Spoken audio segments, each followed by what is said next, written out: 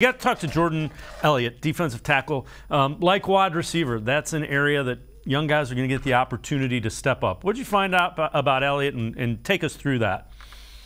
Yeah, I went into the interview knowing it's going to be a big year for him, right? In year 3, and he's got a starting role, which he didn't have the previous 2 years.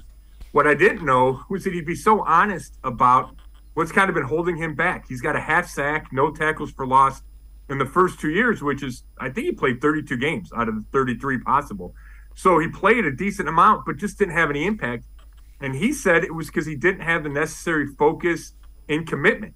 And he found that within himself after last season. Part of it was looking at the stats, realizing that he hadn't done what he needed to do. Part of it was looking at the situation of, hey, it's my 3rd year, I better do something.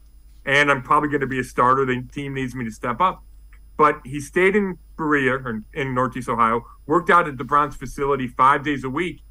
And I asked him, well, what'd you do in the past? And he said, I would work out 1 or 2 days a week. And I was stunned because you hear these stories about these players just working out so much in the offseason, and he didn't.